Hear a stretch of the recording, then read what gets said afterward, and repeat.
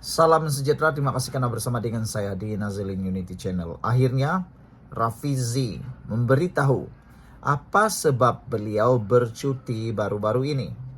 Saudara-saudara sekalian, yang hairannya ketika Rafizi Ramli bercuti, ramai pula tiba-tiba pembangkang khususnya yang benci dengan Rafizi, sibuk pula nak berikan komen, nak berikan cadangan dan macam-macam lagi. Mereka kata, kenapa saat negara dalam kesusahan, Rafizi bercuti? Ada juga logiknya pertanyaan mereka itu. Tapi soalan seperti itu sebenarnya soalan yang mengembalikan ludah ke muka sendiri. Lihat sajalah, para pemimpin pembangkang sebenarnya pun apa kurangnya? Banyak juga mereka lakukan yang lawak jenaka. Pelbagai juga perkara yang mereka lakukan. Bermacam-macam juga sebenarnya yang mereka lakukan. Ada juga yang pergi bercuti. Pembangkang siapa kata tak pernah bercuti. Ada juga yang bercuti ke luar negara. Ada juga yang memohon paspor untuk bercuti nak melihat kawin dan sebagainya. Jadi apa salahnya? Apa salahnya Rafizi pun bercuti? Walau bagaimanapun, Rafizi menyatakan, saya bercuti bagi elak campur aduk tugas menteri dan isu parti. Sebenarnya dilihat oleh para penganalisis politik, ini satu perkara yang sangat baik bagi membuat orang bekerja secara profesional. Bekerja menumpukan satu perhatian dan jangan sesekali mencampur adukkan tugas menteri dan juga isu parti. Sebelum kita teruskan ulasan ini, jangan lupa bagi Anda yang ada masalah gout, kencing, manis, dan tinggi darah, tekan butang produk yang ada dalam video ini. Produk ini sudah dibeli oleh beribu-ribu orang, murah, berkesan, lulus KKM, dan paling penting, mujarab. Beli cepat sebelum Anda kehabisan stok. Menteri Ekonomi Rafizi Ramli akhirnya tampil menjelaskan bahwa dia mengambil cuti dari tugas rasmi baru-baru ini bagi menangani isu dan aduan yang timbul berhubung pemilihan parti. Akhirnya Rafizi memberikan penampar padu maut kepada para pembenci beliau yang mahu menghentam Rafizi kena mengambil cuti. Hang yang bising-bising Rafizi cuti itu, hang tak pernah ke bercuti, kata mereka netizen kepada para pembenci Rafizi. Timbalan Presiden PKR itu berkata dia telah mengemukakan permohonan cuti kepada Perdana Menteri Anwar Ibrahim bagi meredakan keadaan di peringkat akar umbi, tanpa mengambil kira pihak yang membuat bantahan berhubung keputusan pemilihan parti. Menyadari bahawa aduan-aduan dan isu yang timbul perlu diuruskan dengan harmoni, sebagai timbalan Presiden, saya membuat keputusan untuk memberi tumpuan menguruskan perkara ini sepenuh masa, kata Rafizi, termasuk berjumpa dan mendengar sendiri isu yang dibangkitkan oleh pelbagai calon yang bertanding tanpa mengira kumpulan. Masa yang diperlukan adalah panjang, sewajarnya kerja-kerja mengurus parti yang memerlukan masa khusus seperti ini tidak dicampur adukan dengan tugas dan masa sebagai seorang menteri, kata Rafizi. Bagi beliau, mengasingkan tanggung jawab sebagai seorang pemimpin parti politik dari tugas rasmi seorang menteri adalah satu budaya politik baru yang wajar kita semai, kata Rafizi lagi. Jadi saudara-saudara sekalian, sebenarnya ramai yang bersetuju dengan kenyataan dan tindakan Rafizi. Yang tak bersetuju hanyalah pembangkang yang tak habis-habis mencari kelemahan kerajaan ini. Macamlah mereka hebat sangat. Sekian dulu untuk kali ini. Jangan lupa tinggalkan komen Anda. Bye-bye. Salam sejahtera. Terima kasih karena bersama dengan saya di Nazilin Unity Channel. Hari ini kenyataan yang dibuat oleh Hamzah Zainuddin menyebabkan ramai orang menyerang beliau. Ramai yang suruh dia letak jawatan. Ini rupa-rupanya kenyataan itu. Hamzah Zainuddin, timbalan Presiden Bersatu, berkata bahwa Raja boleh satukan parti Melayu. Itu laporan daripada Free Malaysia Today. Tapi lihat, apa yang didedahkan oleh netizen cukup luar biasa melalui page portal di Facebook portal Suara Keadilan. Suara Keadilan menyatakan bahwa tapi selepas PRU 15 yang di Pertuan Agong telah mencadangkan kerajaan campuran untuk menyatukan semua rakyat Malaysia tanpa kira kaum dan agama. Bukankah geng Hamzah Zainuddin lah yang beria sangat nak menolak titah dan cadangan kebuah duli yang maha mulia di Pertuan Agong itu? Tapi hari ini dia pula yang kata Raja boleh satukan Parti Melayu.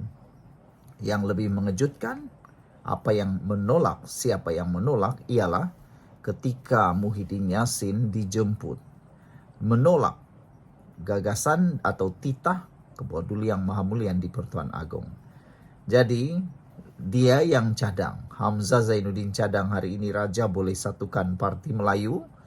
Parti dia juga yang tolak dulu ketika Agong mencadangkan kerajaan campuran. Itulah seakan-akan macam meludah ke langit kena di muka sendiri. Sebelum kita lihat apa serangan daripada netizen terhadap isu Suara Keadilan ini, jangan lupa saya pada masalah gout, kencing manis dan tinggi darah, tekan butang produk yang ada dalam video ini untuk mendapatkan produk paling murah, paling mujarab dan terbukti membantu beribu-ribu orang sudah kuat dan sehat. Lebih penting daripada itu lagi ialah produk ini murah dan lulus KKM, halal, serta sudah terbukti beribu-ribu orang menggunakannya. Beberapa komen daripada netizen menyerang Hamzah Zainuddin dalam kenyataan beliau berkait isu ini. Muhammad Zaki kata, saranan Agong menubuh kerajaan perpaduan, kamulah yang tolak. Sekarang nak minta tolong dari Sultan pula. Memeningkan sangatlah Parti Perikatan Nasional Bersatu ini, kata beliau. Muhammad Ismail kata senang je formula, bubar bersatu dan join UMNO kerana kewujudan bersatu pun atas sebab Muhyiddin kena tendang dari UMNO atas disiplin. Tak ada asas pun perlunya wujud parti ini. Bersatulah yang memecah belahkan Melayu, kata Muhammad Ismail. Sumi kata, bila dah tak ada kuasa, nak bersatulah. Bila dah bagi mandat, nak pecah belah sebab masing-masing gila kuasa. Adat manusia, kata Sumi. Ahmad Suhaimi kata, hati-hati UMNO. Jangan terpedaya dengan Parti Bersatu Get Pass. Geng kecewa hianat kawan-kawan demi kuasa, kata Ahmad Suhaimi. Siva Gov kata, rakyat kena sedar bahawa ahli politik beria-ia masuk politik bukan untuk agama, bangsa ataupun negara. Kuasa dan harta, nikmat dunia percuma untuk ahli politik cari makan, kata Siva.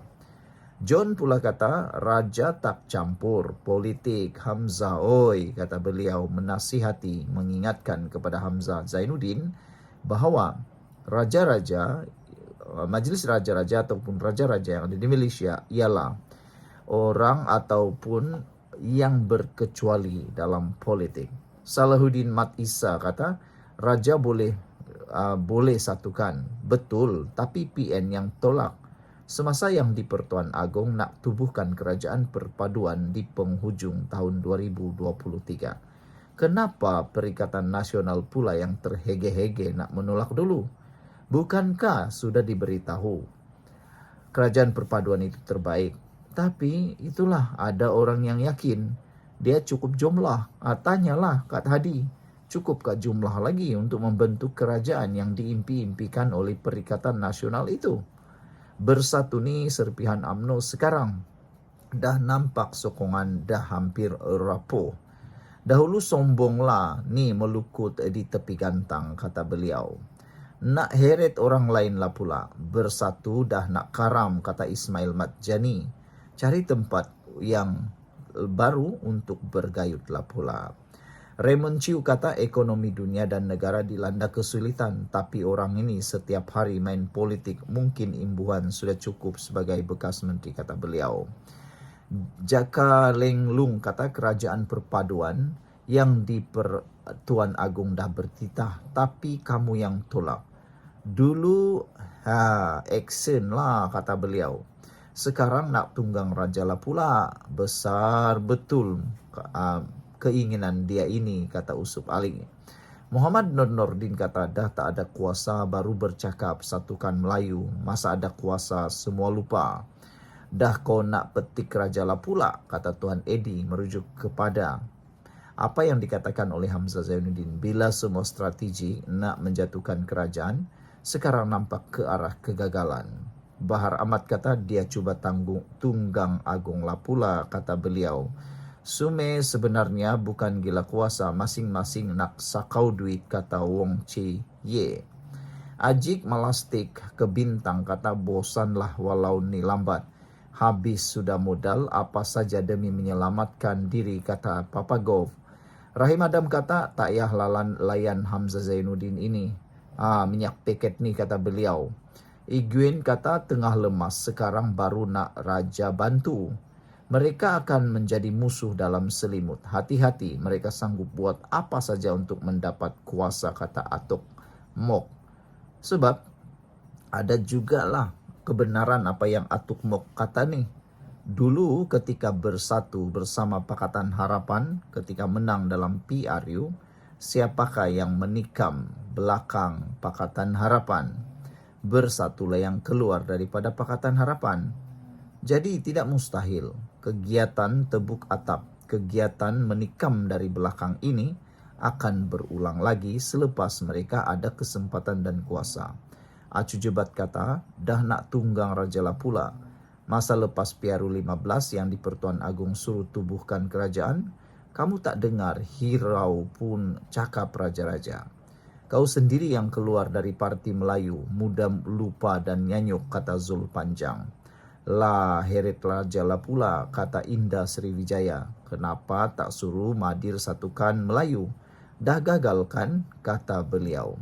Tuanku Agung dah minta you all bergabung berpadu, tapi tolak mentah-mentah sebab yakin boleh tubuh kerajaan melalui lompat parti. Tapi dalam kegairahan nak tubuh kerajaan, korang terlupa akta lompat parti tidak boleh secara individu, tetapi boleh secara en blok. Kata kuat hebat, bertandinglah secara jantan. Dahlah berkarung-karung maki hamun fitnah, sanggup nak jilat kahak hijau lah pula demi kuasa jawatan dan pangkat, kata beliau. Jangan macam-macam, sangat selepas PRU 15, YDP dah suruh pun Perikatan Nasional Pakatan Harapan bersatu tubuh kerajaan. Hang pa tolak cadangan YDP. Sekarang cakap pasar raja perlu bersatukan orang Melayu pula. Porah, kata Zulkarnain. Kaki putar alam sama dengan Din Tom dan Sakatua, kata beliau. Sekian untuk kali ini. Jangan lupa tinggalkan komen Anda. Yang rakyat Malaysia nampak sekarang ini adalah Pakatan Harapan BN pandai jaga hati rakyat Malaysia ekonomi, tapi gagal dari segi tabiran undang-undang negara. Malaysia tidak penjarakan ahli politik salah guna kuasa dan rasuah, kata Siva Selvam. Cepat betul kamu lupa, kata Muhammad Faizal. Sekian, kita jumpa lagi. Bye-bye.